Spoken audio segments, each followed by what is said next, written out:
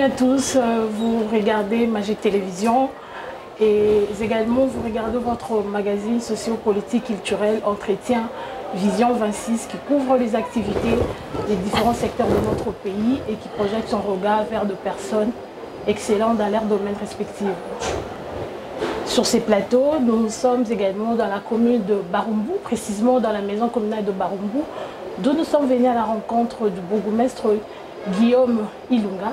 Avec lui, nous allons parler de la gestion de nos communes comme entité territoriale décentralisée. Mais avant de lui donner la parole, je vous prie de suivre son portrait détaillé et retrouvons-nous juste après.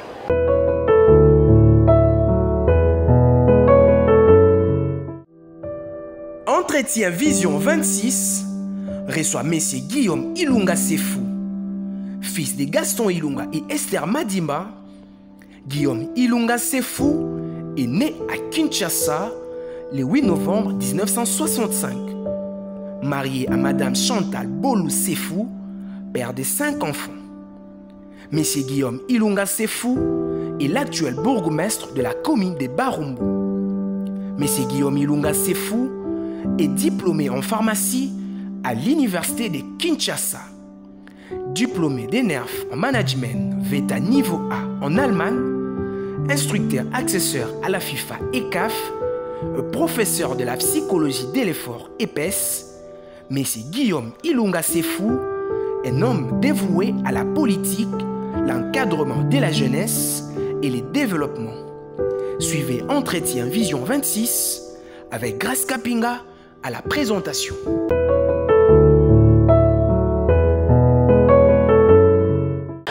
Bonjour monsieur le bourgmestre. Oui, bonjour.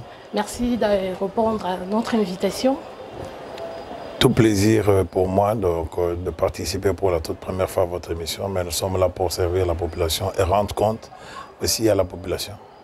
Cet entretien sera basé sur la gestion de nos communes comme entité territoriale décentralisée. Ici, nous sommes précisément dans la commune de Barumbu, dans la maison communale, d'où nous sommes venus pour vous voir, pour essayer de parler sur la gestion de cette commune socio-culturelle, sportive, d'où vous êtes le bourgmestre Guillaume Ilunga. Plus d'une année, vous êtes à la tête de cette vaste commune. Dites-nous, dans quelles circonstances êtes-vous nommé bourgmestre de cette commune? Je suis d'abord cadre au ministère de l'Intérieur. J'étais parmi les collaborateurs du vice-premier ministre, ministre chargé de l'Intérieur Sécurité de l'époque, donc son Excellence M. Henri Movasakani. J'étais son chargé des missions et de sécurité. Et étant au cabinet, il y a eu vacances parce que c'est lui qui était bourgmestre, paix à son âme, Papa Numbi, était décédé. Et la commune avait connu une vacance de 8 mois. À l'approche des élections, comme il devait y avoir des responsables pour couvrir et sécuriser les juridictions, c'est comme ça qu'il avait plu en son temps à son Excellence, Monsieur le Vice-Premier ministre, ministre de l'Intérieur, de me décharger des fonctions que j'avais au niveau du cabinet pour me nommer bourgmestre ad intérim dans la commune de Barumbu, chose qui avait été faite donc en date du 2 décembre 2019, 2018 plutôt, que j'étais nommé bourgmestre ad intérim à la commune de Barumbu. Et nous avons eu à sécuriser, gérer les élections qui ont porté son Excellence M. Félix-Antoine Tshisekedi Tshilombo à la présidence. Juste après, quand il y a eu des élections au niveau de gouverneur dans la ville-province de Kinshasa, à l'avènement de son Excellence M. Gentini Ngobilambaka, gouverneur, il a plu à lui de nous confirmer comme étant bourgmestre titulaire. Voilà dans quelles conditions je suis aujourd'hui devenu bourgmestre dans la commune de Barumbu. Aujourd'hui, vous êtes le bourgmestre titulaire de cette commune. Historiquement, comment est née cette commune? Comment la commune de Barumbu est née? Vous êtes le 15e bourgmestre depuis la création de cette commune.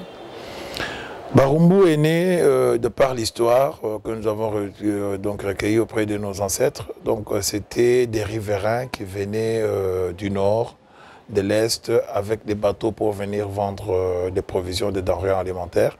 Et à partir du fleuve, ils prenaient le canal Bichaku-Chaku qui venait accoster pour vendre. Vous savez que si vous allez à Kinkole aujourd'hui, vous trouverez il y a des barges qui accostent et qui viennent vendre. C'est comme ça que les riverains, quand ils venaient, les Belges leur ont autorisé Il y avait les Wumbu, les Teke, la majorité c'était les Bangala qui venaient de l'Équateur et les autochtones des Baoumbu, hein, du Bandundu, qui prenaient le fleuve pour venir vendre le manioc, les poissons fumés, les poissons salés. Et c'est comme ça que les Belges les avaient autorisés tout le long de la frontière. La partie en commençant de Baramoto jusqu'à Nokafex, la partie hybride, ça veut dire qu'il y a la frontière de l'eau entre Kinshasa et Brazzaville. Toute cette partie, c'était Barumbu. Et c'est comme ça que les autochtones, ils venaient, ils passaient nuit dans les bateaux, dans des huttes. On leur a dit non, prochainement, quand vous venez, chacun qui vient, au lieu de chercher à dormir dans les bateaux, doit construire une habitation. C'est comme ça que Barumbu a commencé. À partir de là où se trouve le gare central, qu'on sort d'Abralima et qu'on sort donc Nokafex, tout de long là. C'est comme ça que Barumbu est né. Et les autochtones qui étaient ici, les propriétaires de terroirs, c'était les Wumbu. Donc voilà comment est né Barumbu et progressivement, avec la venue des Belges, qui ont préféré mettre des magasins, de grandes entreprises. C'est comme ça qu'ils les ont implantés le long de la rivière. Et Bralima est arrivé, parmi des grandes entreprises. Plastica aussi est arrivé. Bref, les intellectuels, les gens qui ne pouvaient pas habiter à la Gombe, qui n'avaient pas de résidence, ils ont commencé à construire le long de l'entreprise. Parce que ceux qui travaillaient à la Bralima devaient rester dans les environs. Et c'est comme ça que vous verrez qu'autour de la Bralima, il y a des habitations qui datent de l'époque belge. Et avec ça, à l'avènement de l'indépendance, les autorités aussi ont préféré rester dans les quartiers résidentiels, là où il y avait beaucoup de Blancs. Et les Blancs, comme ils commençaient à fréquenter nos mamans, c'est comme ça qu'il y a eu beaucoup de métis. Et un Blanc, il peut y avoir sa femme, il a eu une dame noire.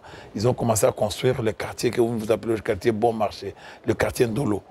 Et c'est comme ça que ce quartier est né, parce qu'il y avait beaucoup de métis et beaucoup de gens qui avaient leurs possibilités, dont leurs enfants fréquentaient les écoles de la Gombe, Sainte-Anne, Collège Boboto et consorts. Et c'est comme ça qu'est née aussi l'église catholique Saint-Paul. Parce que c'était pour pallier aux enfants des commis. Les commis, c'était entre la basse classe, les cadres, ceux qui étaient au milieu.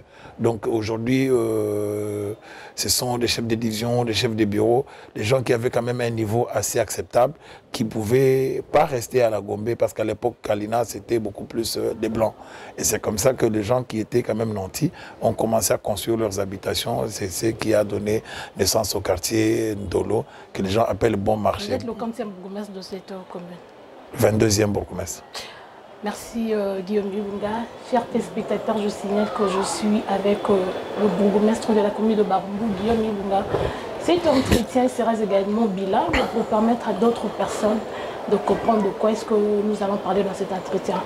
Guillaume Ilunga, sur le plan fonctionnel, comment fonctionne chaque quartier? Est-ce que le quartier Nyonso ya Barumbu, ils ont un chef du quartier où il y a un rapport na hiérarchie? Cette question est posée parce que tout le monde a un phénomène qui a persisté dans la commune de Barumbu. Comment faites-vous avec le chef de quartier, la hiérarchie, pour bannir moi phénomène qui a persisté dans la commune de Barumbu? Bon, au niveau de ETD, ils allaient étape par étape. Ils allaient na gouverneur, ils allaient seconder na bourgmestre, bourgmestre ils allaient seconder na chef de quartier, chef de quartier va seconder na chef de rue. Chef de quartier ils ont l'habitude de faire un rapport journalier. Chaque jour ils ont un rapport. Donc en tenant compte de la secteur économie, sécurité, politique, tout. Ils ont un rapport. Et tout ça, à côté du chef de quartier, ils allaient seconder le commandant social. Au poste de la police, tout ça. Le chef de quartier, ils ont un bureau mobile.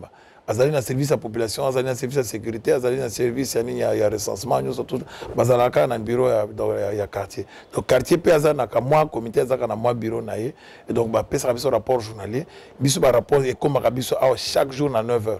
Il y a un synthèse, tout un rapport journalier à la commune, tout indi, et pas un ministre provincial de l'Intérieur, un gouverneur de Tina.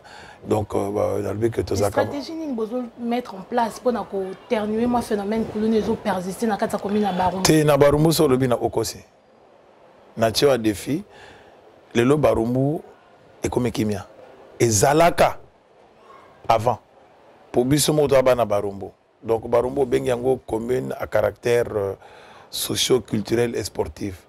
to yebi nani oto sangisi stratégie wana ko lobango na télévision te mais to sangana ki ba mikolo nyonso oto kambaka bana wana en dehors ba heure de service to genda kala ba ko encadrer bana wana na ba sport to yebi 9 quartiers leader nini azalaka na chaque quartier notable nini azali influent to vanda ki biso nyonso to bana barumbu to sololi to zaki ko lela biso bana barumbu to diriger commune na biso lelo to zwi moko na biso azo diriger to sololaki to arrêtaki stratégie moko mama bana nyonso bazaki ya mabe na commune na barumbu tambola lelo barumbu ba koyebisa ke baza soute po ebele bake makala ba mususu pe à leur âme na kimutu makasi na bango na kokima na ba forfait bakutana ki nango mususu bazaki ba masasi mususu bakima bakenda po ayebi ke soki avandi awa biso tuzoke ni uzongo na bandako poto yebi bana nyonso to soki to yaki désordre salami na quartier bi chaku tutuni kaka heure salamaki na place nini to yebi quartier wana to kobenga kaka mukolo moko azaka na quartier wana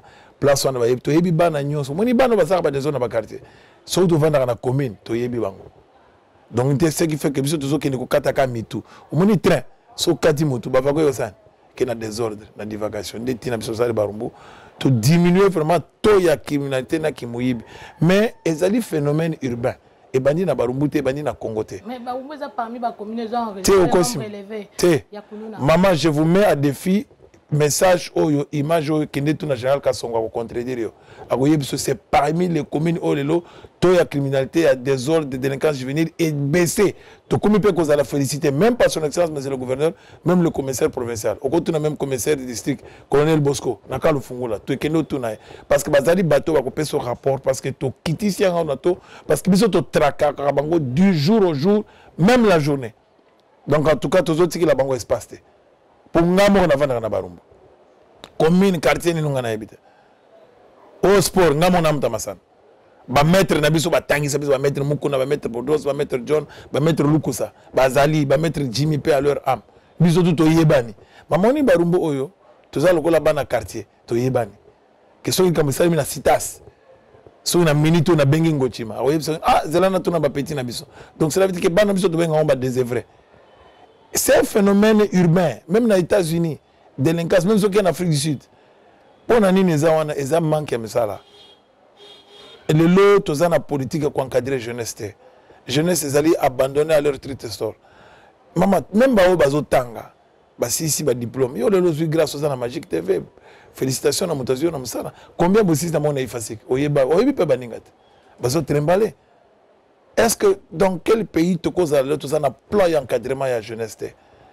Je suis professeur d'université à la faculté de pharmacie et puis à l'INES, Institut national des sports. Tout ça formé par les étudiants. Tout ça mis ça pour aller où? Dès que Guillaume Yelungo mi bengi moi na barumbu mais population barumbu est traitée encore bourgmestre ya PPRD. Comment ça la rapport nous gérer population dans l'accès que za bourgmestre a PPRD té aux bourgmestre ya ba parti politique et union se za na commune na barumbu. Maman na habité na bureau na ngotambole omoni photo PPRD. Omoni na français balobaka qui veut se débarrasser de son chien l'accuse de rage. On les allé bassesse. Kolinga ko kende ko rabaisser un représentant exécutif na niveau parti. Na kosa la comparaison te mais ali réalité pour ngai le loi nazali représenter un chef de l'état na commune na Barumbu chef de l'état Félix Lelo azali président parti ni bino journaliste président Félix Antoine Tshisekedi Tshilombo azali président parti ni président parti mo te a comme président ba parti politique nyos na koko wanga na te nazali membre lelo actif na PPRD pour ngai na bombaka identité na ngate même na ba considérer ba yebi nga nazalaka combattant ya deux fois te ya IDPS ya ko palanga na te au pendant que nous sommes dans l'union sacrée marche zali au désordre de l'université de Kinshasa au côté même ba o ba komi ba considérer surtout na PPRD ba Néhémie Mouilanya ba Denis Kambai ba John Kwete ba na ya o ya ba Augustin Kibasa to yebaniti biso mama tozaki ba figure emblématique de l'université de Kinshasa ngaso na telemi bo bato be atala bato IDPS bato Tshisekedi wana on a combattu pour une cause noble nous combattre la dictature. Après mes études, Lelo Nabandi Moussala, Afdel et Koti. Moi, je ne peux pas les nier. Mon défunt papa et Laurent Désiré Kabila, Baza, quartier Moko, Bakole Sika Moko. Ce sont des amis. Son Excellence, Monsieur le Président de la République sortant, Joseph Kabila, c'est mon frère. Maman, on a tous la constance politique. Moi, j'ai combattu pour l'IDPS. Le long de la carte signée par Frédéric Kibasa Maliba, il y a IDPS, dans le début de la démocratie. Mais il y a une période où on a qui pouvoir, il y a avec rotation, il y a des leaders. Le long où on se prononcer, le long où il membre de l'IDPS. Si on tourne comme il y a 12 qui ont signé l'IDPS. Tout le monde a tourné le Sangangel. Il y a le Sangangel. La IDPS. Tout le monde a tourné le Sangangel. Il y a bien. Si on tourne le major Mpika, il y a bien. Si on tourne il est au Songoamba. Bouankiem, il y a bien. Parce que les IDPS, c'est Manina Papa Tshisekedi. IDPS, c'est les bateaux belés, donc bref, ils ont des fils, il y a des parents, ou des banda lutte. Mais il y a évolution. Parcours à Moutou, ils ont fait des hauts et des bas. Les lois qui ont fois passé, c'est mon frère. Koko Nabiso, Bazaki, ma camarade, quartier Moko Aveni Moko. Bon, entre un ami et un frère, je devais soutenir mon frère. Ce n'est pas. Ndeko Guillaume, totuni motuna pourquoi? Quand est bandela mandat na yo, bana baumbu baleli kuna na Kasai, otindi ba chinois ba tonga station, sans kutu ko tuna ta ba kolo place. Tolongwa na affaire 40 000 francs par chaque wewa pour trouver l'ordre ya marche ti malonda. Mais ce que vous avez dit, bourgmestre, il y a peuple. Tu n'allais pas s'opposer contre la bana barumbu. Bazo traité au bourgmestre, il y a pas perdu pour bana barumbu bazo lelana. Comme on a image des alliés. Maman, au moni balobaka kozanga oyeba ya liwandam. Bourgmestre qui ne teka mabele na Congo. Batik histoire ba chinois te. Otuni ngai. Ma question na yote. Réponse nangai. Zala calme. Na à l'aise. Dossier wana mutapesi mabele za son excellence monsieur le président Félix Antoine Tshisekedi Tshilombo. Mutapesi ba station nyonso mone boti na ville ya Kisasa. So mone ba station ezo tonga mabele na Kisasa. Ezaka na barumbute. Son excellence monsieur Félix mutapesi mabele et pas ya bana Congo. Pona nini? Spéculation comme qui makasi na domaine ya pétrole. Bateau bazaki ko na marché on c'était beaucoup plus des étrangers. Et ça ba multinational. Nimisanga na sali publicité. Ba Total, ba Engine, et ça ba entreprise étrangère.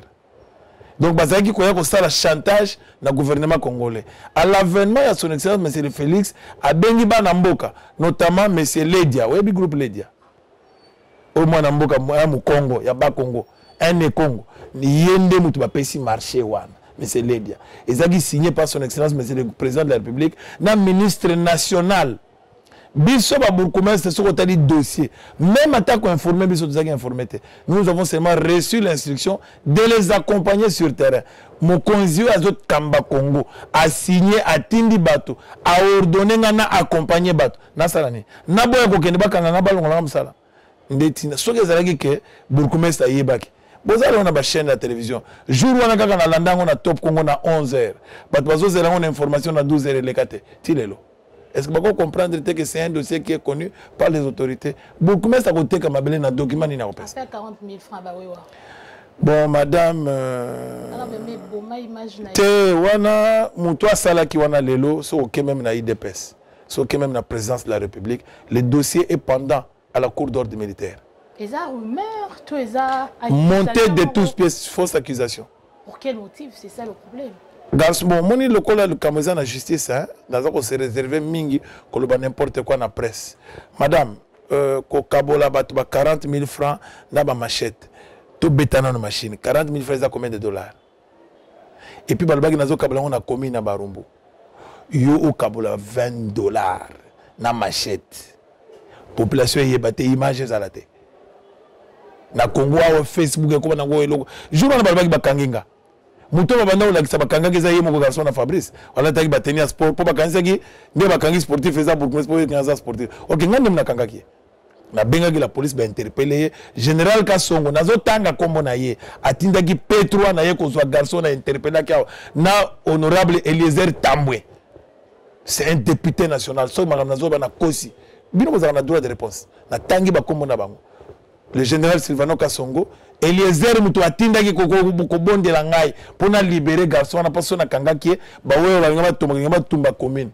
na ba 17h 18h ngam na kanga kié na libéré pour akendeki na commissariat provincial parce que le corps se présentait une identité comme étant major il y a sécurité rapproché chef de l'état ayaki alobi son excellence monsieur le chef de l'état mtatindeki na ministre Kankonde sans document ndetina ngana feraki arrêté na la police iyo civil wa kanga bourgmestre na juridiction en plein campagne assainissement et ça qui date le 26 juin à sensibiliser parce que à la veille donc tous à dernier samedi du mois en matière de salon ce que là on a flambeau ça la máquina salon na flambeau croisement au côté église ya Wallace comment kaka on a ngela enquête tout na yo moko mama na barumbu ngai na kene osala eloko ndenge na tambola pena za la l'aise et ça la maki vendredi samedi le 27 dans na commune sali musala tilo na tikala ko za ko benga na ANRT police te batikala ta ko kanganga te na Congo le Congo état de droit au sala likamandenga batika ngape o yape okutinga pe na musala mama eza Congo alobi ya lelo te Bourgmestre Guillaume Ilunga tout bétono lisola Kinshasa Bopeto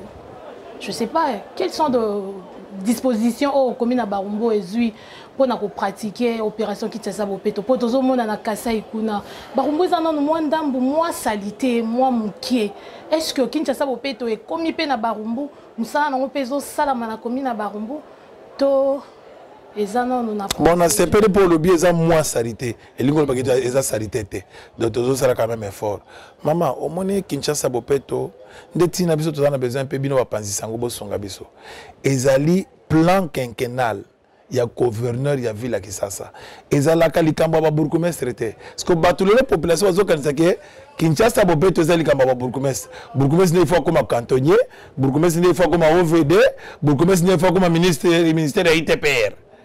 Bourgmestre Azali représentant et chef de l'État, Azali quoi accompagner plan quinquennal et son excellence monsieur le gouverneur. Bourgmestre Azali n'a pas service. Bourgmestre Azali élément où Azali quoi amener population et ba adhérer à la vision wana. Kinshasa Bopeto Azali concept. Il y a vision, il y a mutuaye na ko diriger ville à Kinshasa. Kinshasa Bopeto Azali payote. Tala nengolati. Mais ceux qui osent combat balabala na hote. Ozi fulu Congolais comme ka soki mwa manoka muke bandi fulu nyo sezali na lupango aye kobwaka ngo wapi na kanivo skoro la bourgmestre on etani bourgmestre ya yenini eri ozi fulu na yo obwaki na kanivo eke boucher collecteur principal erma yotonda mama Denise Mikolo changer mama Denise yakero ya hôtel biso likambo papa Félix Césaire mais yonde obwaki sanité oyebiteke sanité on eke ko boucher collecteur et ko zongela bino mai. Maman Izali Kambo, il y a concept. Tu as quoi intérioriser, tu as besoin, tu comprendre, tu changer mentalité, tu as quoi assainir. Biso tu as gibana mike. Ngaza mala barumbu na kitega trande na bota miwana déplace le pango na biso. Ezali so la mugina tongo okuta lupango koko asia kombi asia sopi na mai. Na poko soko mi ma 17h. Papa na biso zaki na bitero la ta couper ya pembe.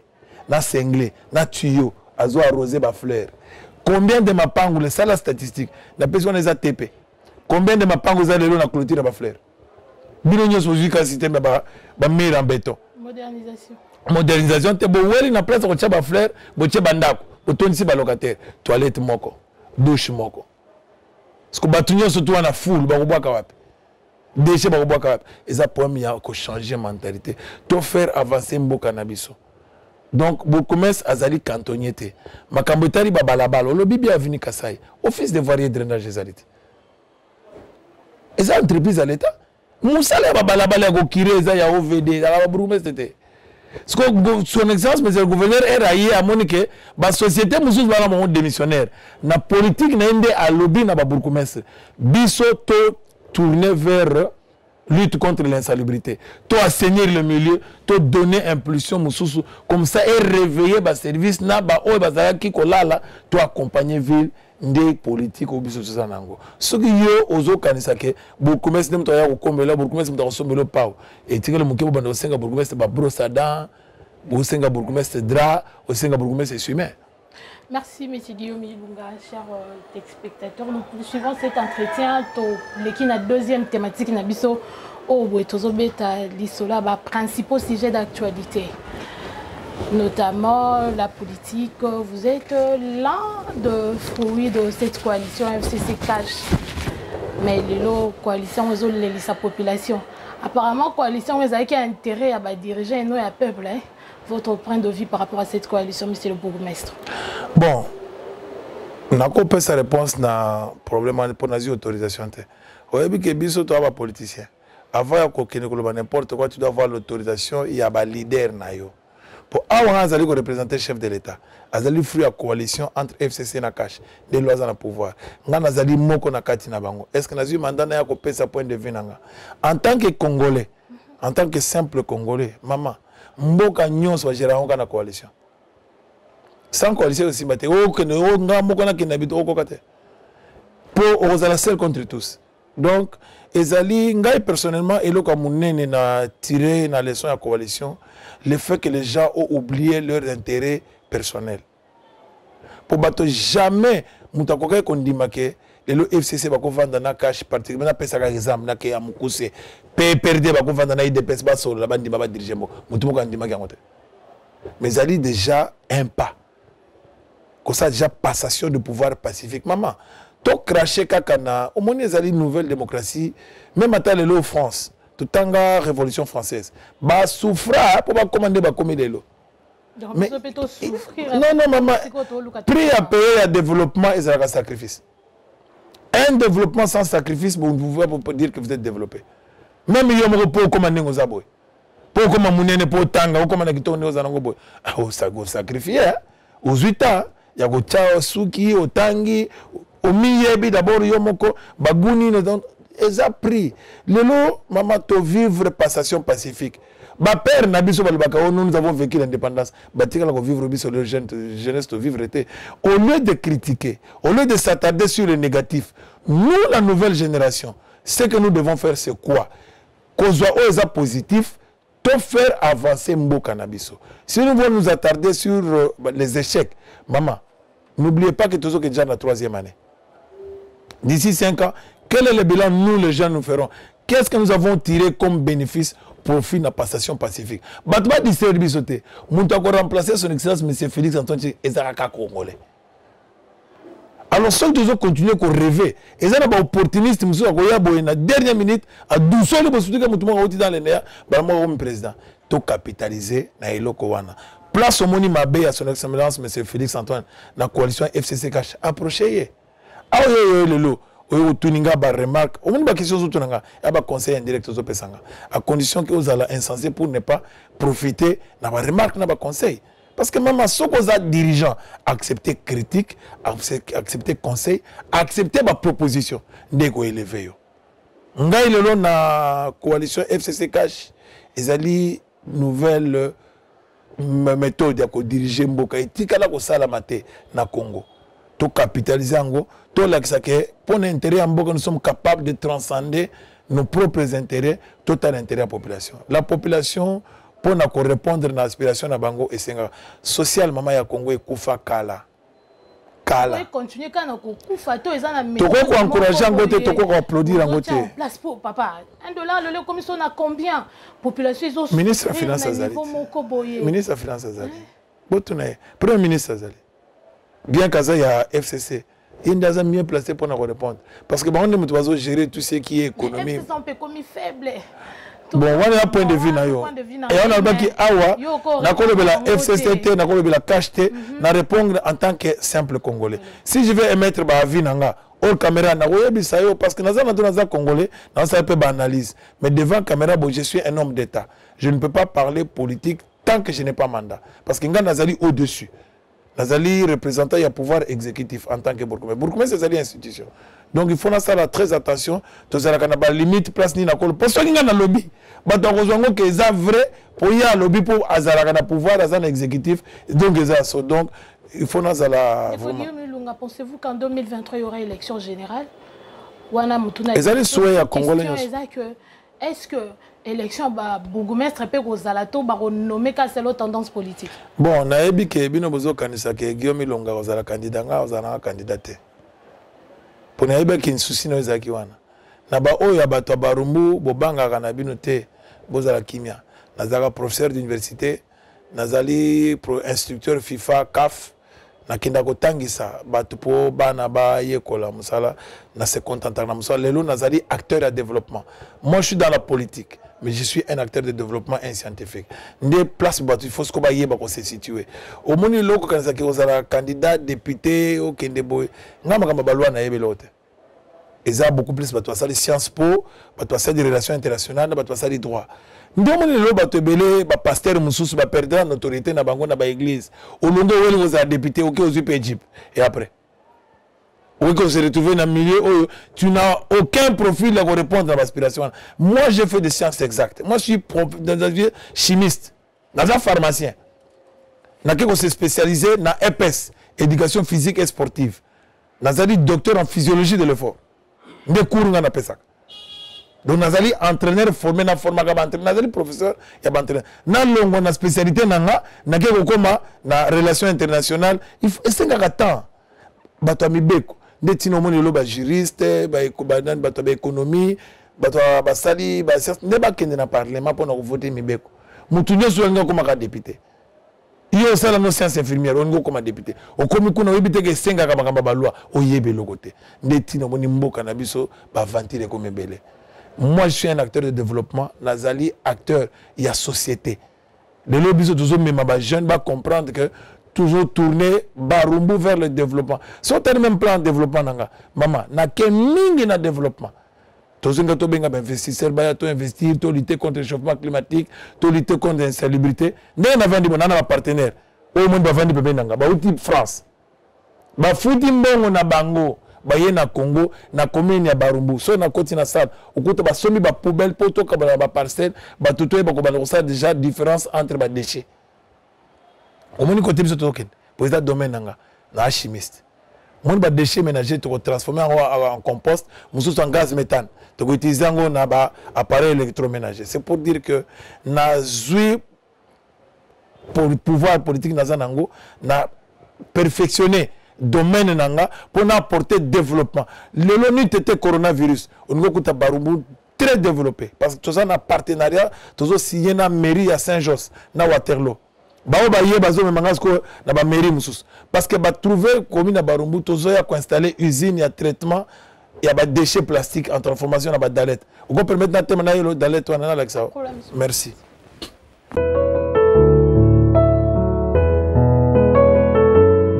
Salina, professeur Yaïsta. Tout le matière ni tout ça nango. Zélo kana ba déchets ba plastique ou ba plastique tondi na ba canal. Ba plastique à tout le côté qui on a zélo. Le professeur Aïsta basali dalet to réasphalté to bongisa banzela et loko epesi de lo commune à Barumbu contrat to signé na Saint-Jos. J'ai défendu ce projet devant 16 parlementaires belges dans la commission il y a environnement. Ba millions il y a commune à Barumbu. Son excellence monsieur le gouverneur Gentini a épaulé lettres zali parce que ils ont trouvé ça intéressant. Donc to résorber ba déchets dans zone ouest il y a République démocratique du Congo. Ce qui est la chimiste, son approche environnementaliste, son approche à tout le résultat. Est-ce que vous avez dit que l'ISTA dans le département de l'environnement? ISTA parce que ISTA est dans la commune à Barumbu. Ils travaillent en partenariat. Au moins, côté de la gestion politique. Dans une politique, pour la politique, une politique vers le développement. Faire venir des partenaires qui viennent de... Ce sont des compatriotes congolais qui sont allés vivre en France aujourd'hui. Quitter France, na propre frère na bango. Venir accompagner son excellence le gouverneur na vision ya Kinshasa Bopet. Bango bazuka secteur ya déchets ménagers. Yo ozananda. Est-ce que déjà est-ce qu'on peut produire gaz méthane autoco ça l'auto so que le na poto bato utilisation courant électrique pour un appareil électroménager donc toko transformer encore partir il y a des déchets à ménage donc toko to ngi to kende na tri différenciation il y a des déchets donc bref c'est pour dire que nous sommes dans la politique non pas comme les politiciens archaïques. Tu es dans la politique pour amener changement, pour amener développement. Dès lors dans le lobby, tu capitaliser la passation de pouvoir pacifique. Biso tu es scientifique, biso tu es jeune. Tout le monde va perdre, biso tu vas gérer fonction publique, va gérer politique kala. Basé sur un plan de développement et d'encadrement à jeunesse. Tout se démarquer dans bango tout ça la Corée, c'est la Macron maman. Ceux qui doivent continuer coller là, c'est à vous et à nous de révolution. Moi ni lolo. Bino bo amener touche mususu na presse hein. Ba fanatique. Pour ça, la critique objective. Ils ont une période moko zaki presse ezaki monnaie. Journaliste a critiqué chef de l'État, journaliste a critiqué gouverneur pour Azobang. Mais aujourd'hui, la nouvelle classe, le journalisme OEE, beaucoup d'indépendance, la liberté d'expression. Au moment qui est amené Moutounio, surtout comme Banga, comme ça, la Mabé, pour que ce qu'on met qui, bref, c'est pour dire que le changement est un processus. Merci, M. le bourgmestre. Tozo Chité, Ndeko Gilbert Kakonde, l'excellence Gilbert Kakonde a lancé un message na population pour déposer des armes, tout ça, moi, disant armes petit calibre. Si vous avez une barumbu, moi, disposition d'une bazui pour récupérer moi armes, on a mis à niveau de la population, moi armes blanches, et ça, moi, service bien détaillé dans la commune de Barumbu, au bazar, dans l'opération. Bon, il fallait d'abord instruction à PSI et à l'appuyer dans la notification.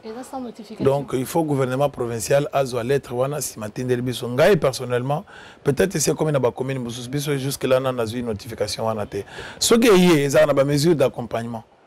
Parce que l'État a coupé sa ordre sans qu'il ait protégé. Donc, c'est dans sa vision. Il y a un ministère national et intérieur. C'est normal, à la disposition, on a pas diminuer la délinquance juvénile, la criminalité urbaine. Je crois que jusque-là, on a eu une notification, on a une lettre. Mais ce qui est, tu peux appuyer parce que tu as une stratégie, tu peux mettre en profit la lettre pour que tu aies l'appuyer. Mais il y a des moyens, des mesures d'accompagnement. Monsieur le bourgmestre, après Covid-19, la ville de Kinshasa est déconfinée, moi, l'église, baba raisonné. Comment vous comptez gérer moi côté wana ya makelele, ya babar, ya l'église, c'est comme si d'autre part ça dérange trop la population, mais bino na niveau ya commune, na niveau ya commune à Barumbu, moi légèreté mon kezalaka par rapport à la relation bon traité na ba chef moi biloko wana. Yo Ilunga, qu'est-ce que nous devons attendre de vous par rapport à la situation wana? Zwa caméra yaka 21h30 tambala na Barumbu so okuta makelele. Ou bien il y a les cas na ba place à miner na Barumbu tona. Les cas non filmés, non, il y a des sous. Maman, ngai na zui à témoin te. Na tia défi 21h30. Il y a kana Barumbu les cas otala ceux qui veulent pour ngamoko 21h30 na bimi commune. Na la police na tambola rezate na tinda rabato ngamoko na mutuka nanga. Na tambola na kuti. Moi na minute so lingi na kokita na kolakso preuve na mutuka nanga okuta ordinateur moko na baf na kangaki yango lobby na minuit na Croix Rouge. Na tambola la juridiction nyonso va na lala. So nga na silisi na tiki mutuka pa la police. Na pesi ba policier bazota masko na ba moto na ba non apparent. Pour vous dire que ezali kambo ya conscience. Ezala ki kala. Mais la population nga na koloba les 3/4 na Barumbu, ils ont déjà compris que soko meki na kanga Star Bar. Bat bandimate Star Bar ko kangama. O azala ki premier vice-président de l'Assemblée nationale. Oh, le loi a outaki qu'on allait éjecter. Honorable Jean-Marc Kabound. Ayaka ko intervenir, même honorable Eliezer. Ayaka ko intervenir au Tuna Bango. Na fongola barwanata. Premier vice-président de l'Assemblée nationale. Ayaka ko l'intervention na Boya. Honorable député provincial national, ya Lukunga, Eliezer Tambwe. Nazolo ba, aza journaliste. Ayaka ko l'intervention na fongola Star Barte. A Pirja Pena ya futa ba forte d'amende. Devant la loi, tous nous sommes égaux. Maman, c'est pour dire que on a Congolais qu'on a se sent redevable vis-à-vis à n'importe qui. Je me sens à l'aise quand il faut appliquer la loi. Là où il faut appliquer la loi, je l'applique avec toute rigueur. Pour Nazaka redevable vis-à-vis, moi je suis redevable vis-à-vis à la République démocratique du Congo qui m'a vu naître, qui m'a formé, qui m'a donné de l'emploi. Nazaka redevable vis-à-vis, il y a drapeau à RDC. Moutouté. Parce que na banga na ngamu tutemi na respecter bato. Na aussi bien trafic influence des personnes extérieures t. Pourquoi? Parce que j'ai étudié dans de bonnes conditions. Normalement, je suis sorti par la grande porte na place tout na tangi. Alors na ozana ko banga ko appliquer loi pour nani que yo salangani. Clôturons cet entretien avec cette question liée à la jeunesse. Comment cette commune de Barumbu ils ont envisagé apport à la jeunesse sur l'encadrement et le développement de la RDC? La jeunesse, ils allaient force au lelo, ils allaient comme ça là na Barumbu. même à Kinshasa bopeto Barumbu ba o nyos basala kazali ba jeune nazwaki catégorie ya bana ko banda 16 ans parce que moi tous na catégorie ya bana o le baboya ki classe to récupérer bango to tourner bango vers assainissement na travailler en collaboration na comité communal de la jeunesse pour na ba séminaire ba formation maintenant là même à sensibilisation pour na ma camarade reprise ya ba bar ya ba église. C'est le comité communal de jeunesse qui utilise bango pour sensibiliser pour sensibiliser les pasteurs, les tenanciers, pour le respect des mesures barrières. Donc bref, nous allons préparer une jeunesse d'avenir. Nous allons préparer une formation, un encadrement bientôt là, pour récupérer l'école, pour centre à centre, la récupération et à les jeunes. Tout ça, pour former la menuiserie, électricité, horticulture, dans l'art. Donc, nous envisager l'encadrement de la jeunesse d'une autre manière, sous d'autres cieux, pour encourager vers l'entrepreneuriat. Nous avons quelques mamans qui ont la fabrication, il y a des matières artisanales, il y a des jus, des savons, un jeune qui a le teka. Donc, nous avons dans un bref délai, nous avons rassemblé les jeunes dans tous les quartiers pour subir formation parce qu'il faut encourager l'entrepreneuriat privé. Mouyomoko, au lieu continuer à oisiveté au bandi au sala ba savon artisanal au soko teki au zombongo ozui ba malala au pressé au sala jus na yo teki ozui misili oyebi ki jus misili ezalaka 20 soko au teki bouteille wana na $1 soko sali 100 bouteilles donc vous avez combien na $100 donc nde biloko biso tozana initiative ya ko préparer jeunesse na côté on oyebi ke ngai na kenanga beaucoup plus na domaine nga scientifique développement na sport pour tout meka orienté pour mon aide sport pour Barumbu biso le Barumbu toi champion du monde la boxe. Mot de la fin, monsieur le bourgmestre. Mot de la fin, c'est le remerciement et encourager la population de Barumbu. Tous ces sous-estimés. Naza meilleur bourgmestre c'était na rozala peu meilleur bourgmestre c'était na Barumbu mais nazali ko éveiller conscience de prendre à cœur développement et la juridiction na biso. Développement ezalaka mutu mon côté. Développement ezali yo ezalinga ezali biso nyonso oyo amoni mabe yaka to solola pesa remarque oyo pesa na apport yaka ensemble to relever défi to développer commune na biso. Je crois que c'est Barumbu qui sortira gagnant et non l'individu. Merci, M. Guillaume, de nous avoir reçus ici chez vous. Chers téléspectateurs, c'est par ici que nous mettons fin à cet entretien Vision 26. Nous avons eu la chance de recevoir le bourgmestre Guillaume Ilunga, le 22e bourgmestre de la commune de Barumbu. Je vous prie de suivre la semaine prochaine avec le nouveau numéro. Merci.